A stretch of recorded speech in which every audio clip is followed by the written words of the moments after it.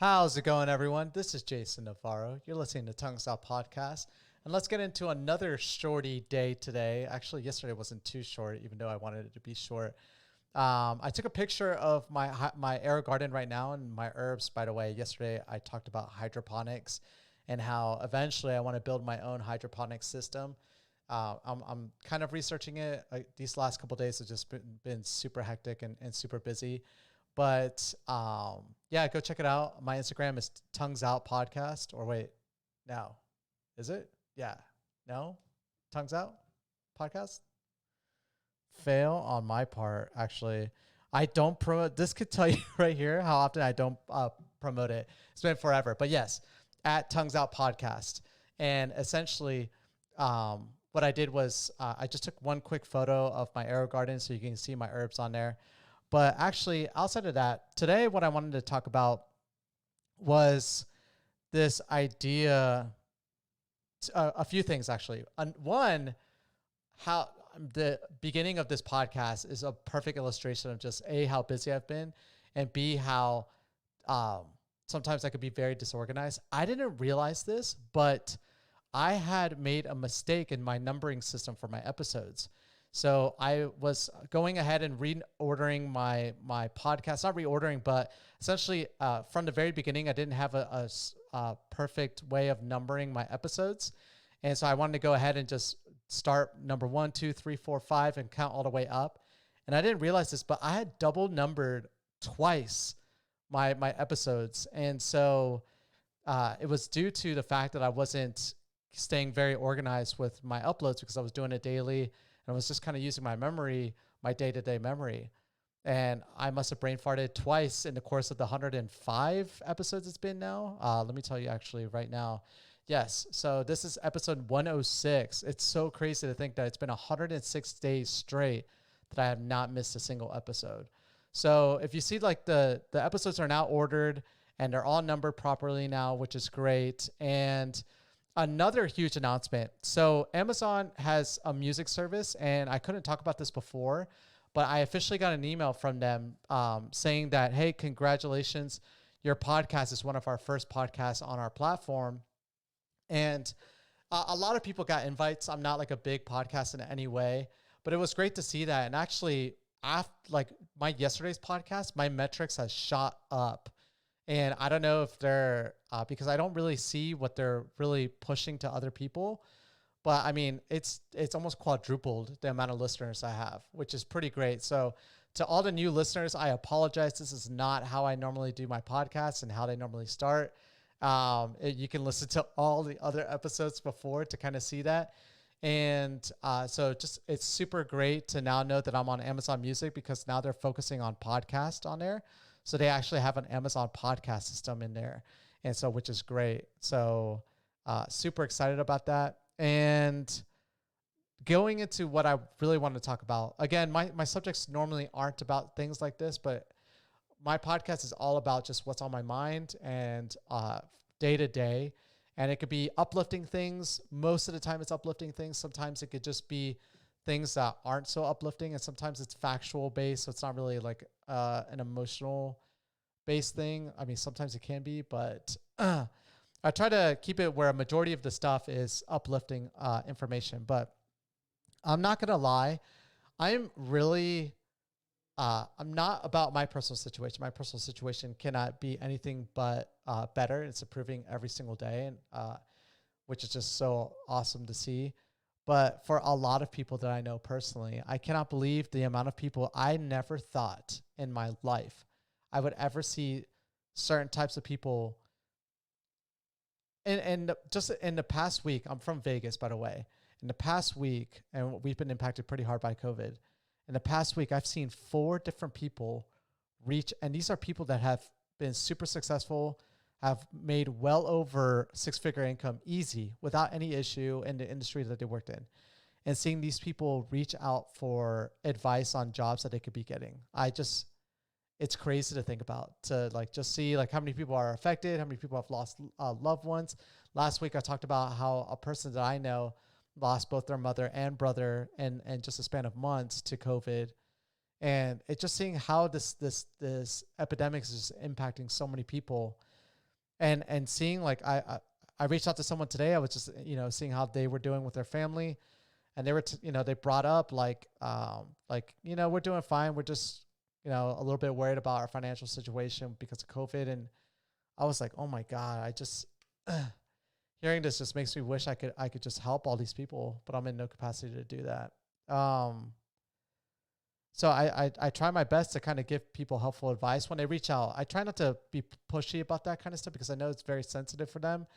But like if the people are reaching out for advice, I've been trying to give them things that I know that they're really good at and things that they could probably try to get a job in at the moment, especially in this very difficult time period. And so I have a couple people that reached out to me just to inquire a little bit more information. So super happy that at least there's some kind of options that I could help them out with.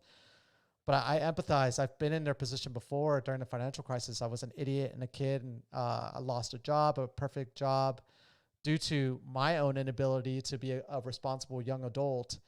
And because of that, I gave up a great paying job at the time. And it was the worst time to lose a job because I could not find work anywhere else. So I allowed my credit to go to shit. Excuse my language.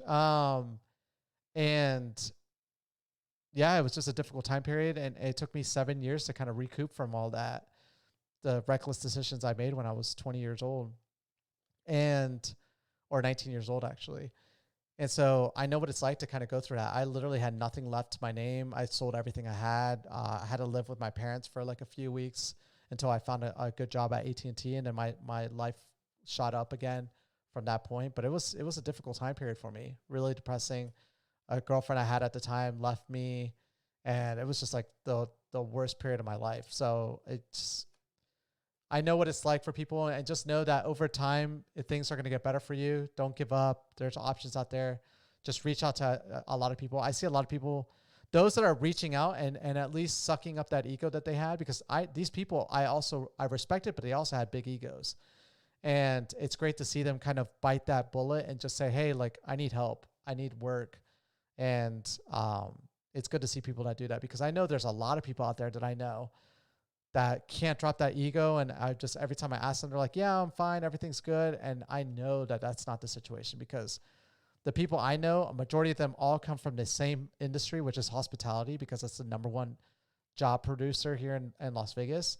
And there's no work out here for those people right now. And so, I know for a lot of them, they put all their eggs in that one basket and it made them a ton of money, but they didn't really diversify.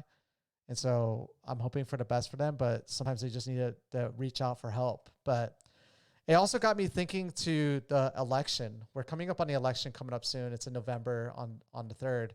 And it got me, I don't get my news from biased sources. I stopped doing that a long time ago, about like 7 months ago.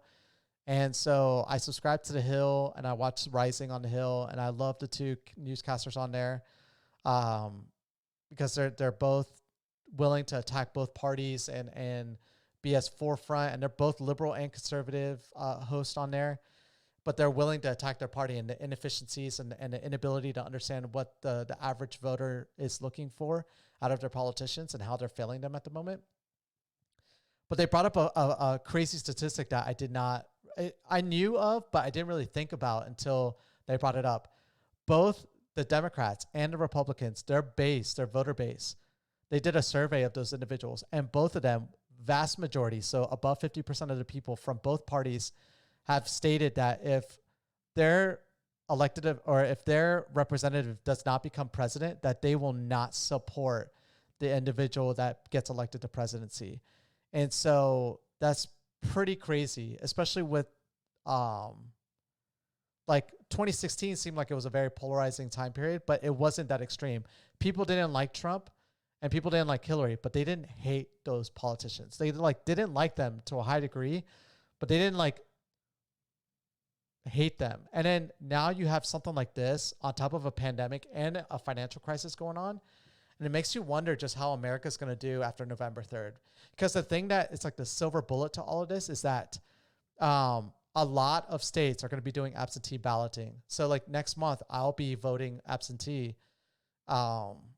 And I know like Nevada's got a lot of absentee ballots going out, and I know a lot of other states are as well. And to all those that believe that like absentee ballots are flawed or like it could be manipulated, there's a lot of studies that go against that knowledge. I can see where you're coming from with the fear of like putting your vote somewhere and letting it go somewhere else and you don't get to see it. But I had to like register for my absentee ballot. It wasn't like I was entitled to getting it. So they weren't just sending it to my address. I had to fill out a form, fax it over to, I didn't fax it, I emailed it to the election office, and they compared my signature. They reached out to me as well to verify because my address that I had sent in wasn't the same address on file for me. And so they needed me to verify certain stuff, which I did. So that brought some hope to me, to knowing like the system is at least, they're trying their best to make sure that these are legitimate votes going in. But the crazy thing about all of this is that I just cannot stand the news organizations. They are just as corrupt as politicians. Like that whole aspect, like the news media, like the popular news media, Fox News, CNN, MSNBC, ABC, NBC, OANN, all of them are so biased and so they have their agendas that they're all on election day. Even though they know that a lot of the ballots cast on that day are not the final numbers, they're going to be reporting the numbers anyways live on that day. And it's going to be very unfortunate because for a lot of states, you're going to see, especially states where the margins are going to be very close. And you've seen that. Like in 2016, you saw that. You saw margins very close in popular votes for certain states. And for some states, it doesn't matter because, again, our elections are based off the electoral. But some states require in their state constitutions that the electoral must vote aligned with the popular vote of that state. And so in some of those states, the margins can get very close. And there's going to be a lot of those type of states this time around. And so you're going to potentially see an individual win live on the 3rd. And then we all know that the mail-in ballots, they have to be post-dated by the 3rd, but they're not going to get counted on that day. It might take a week or 2 weeks for those ballots to be counted. And state officials have already notified, people about this, but people just aren't processing this. And so you're going to see certain people, elected official get elected in quotation marks on the 3rd. And then a week or 2 weeks later, you're going to see that the numbers after the absentee ballots have been counted and mail-in ballots have been counted from like military individuals and things of that nature. You're going to potentially see a change a week or 2 weeks later. And knowing just how polarized both sides are, they're not going to respect those results. And so they're going to ask for recounts. And there's a small window between November and January when, essentially we need to decide who the president's going to be. And so it's going to come down to a lot of like the Congress and Supreme Court's going to get involved in this potential presidential election. And in the end, people aren't going to feel like that it was a legitimate source of like that politician was elected by the people, but instead they're going to feel like that individual was elected by government. And whoever gets elected, no one's going to side with those results, or half the people are not going to side with those results. And we're already going through turmoil times with Black Lives Matter, which I totally respect. And I think that is well-deserved. And you're seeing a lot of benefits and pluses coming from that movement. And, but you're going to see a mixture of this, the fires, the hurricanes, the politics, the inability for legislation to be passed to help people struggling right now, financial crisis. Ruth Gator Ginsburg passed away today. Unfortunately, it just sucks that she passed away. You're going to just see a lot of people on both sides just so heated in the next few weeks. And we're getting very close. We're a month and a half away from the election period. It's crazy to think about that, but I've already, I try not to overthink it, but I'm mentally preparing for it. Like I've mentally prepared for a long time ago that COVID was going to be a part of our lives until next year, like end of next year. So, I'm making sure that I'm preparing myself for something like that. And that's why I've been just staying in lockdown and staying inside my house as much as possible. And I've only left my house in the last 6 months, maybe 4 times, which is just crazy to think about. And every single time was for a doctor's visit for my daughter. But, yeah, I don't know. I entertain the ideas and thinking about these things, but I try not to allow myself to get too far into thinking about them because that's a very, very deep rabbit hole. And there's so much misinformation going on from both sides. It's just, I can empathize with people with just the level of stress that they have at the moment. They don't feel like they're getting any help from above, from the government, from their local government. They also don't feel like they're getting any help from the federal government, from state government, from municipal governments. They feel like corporations are working against them. They feel like this pandemic is the worst timing for all this stuff to happen. And look, I empathize with all of you. Trust me. Like it's something that goes through my mind, and it's crazy. And on top of that, you just see all this other news, like the hurricanes, and the numbers of hurricanes are developing off the Atlantic. There's like 4 active systems off the coast of off the East Coast right now. You have the fires that are ravaging all of the West Coast, California, Oregon, Washington State.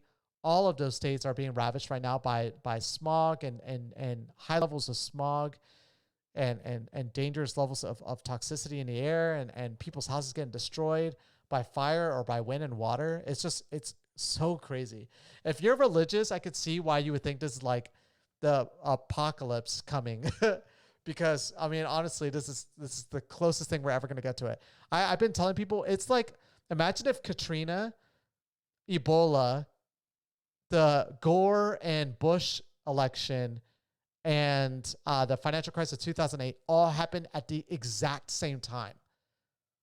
That's what's going on this year in 2020. And people are just trying to process one thing at a time. But when you mash it all together and just see the current state of our country, it just makes you wonder how we're even managing and still just chugging along. Even though it's like, most people, and then you also think about all the people that like their rent is going to be coming due sometime next year. That rent's not going to be forgiven. There's going to be a ton of people that are going to have massive evictions on their rental history. They probably don't have a cosigner. I don't know how they're going to ever rent ever again in their life. They're not going to be able to afford mortgages because their credit's going to go to shit. And yeah, it's wild. It really, it's so crazy to think about. Anyways, I did not want this to be a pessimistic podcast. I did not want it. I really wanted it to be me trash talking myself about how I was so disorganized with my podcast. I can't believe that I thought that this was going to be episode 104 when it's essentially episode 106. And just, I wanted to announce like the whole Amazon thing, but this is, the area where I get to speak my mind. And again, like if you're struggling and you need someone to talk to, please talk to me, reach out to me. I am a busy individual, but if I see a message from you, I will take any of my friends will tell you that if you reach out to me, I might not immediately respond, but I am going to respond to you. And I'm going to give you the respect that you deserve, in the sense I'm not going to keep it short. I'm going to be elaborative.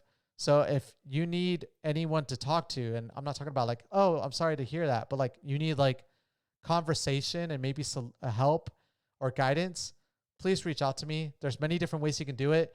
You can reach out to me on my Instagram, Tongues Out Podcast, at Tongues Out Podcast. You can reach out to me at jason@tonguesoutpodcast.com. My personal Instagram is JN, so Jason Navarro, Las Vegas, or so JNLV host. That's my Instagram. You can reach out to me on that one as well. I would put my phone number, but I'm not going to, because you can find my number essentially everywhere.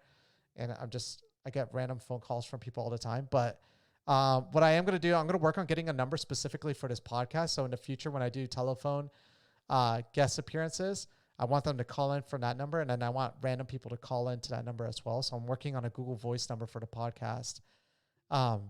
But when I get that, I'll definitely post that as well. But by all means, please don't feel like you cannot reach out to someone. At least reach out to me. I'll listen to whatever you say, and I'll try to help as best as possible. And I'll try to keep it as positive as possible as well. But I'm a realist, and I like to be mentally prepared for things, because I feel like if you're not prepared, that's when life is going to hit you like really bad. And I've been in that position, and I don't ever want to be in that position again in my life. I have too many people that rely on me now. I have my wife, I have my daughter, and I can never allow myself to get into that same spot that I was in, 10 years ago, 12 years ago. So, but thank you guys so much for hearing me out. And I look forward to talking to you guys tomorrow. But yeah, catch you guys mañana. Peace.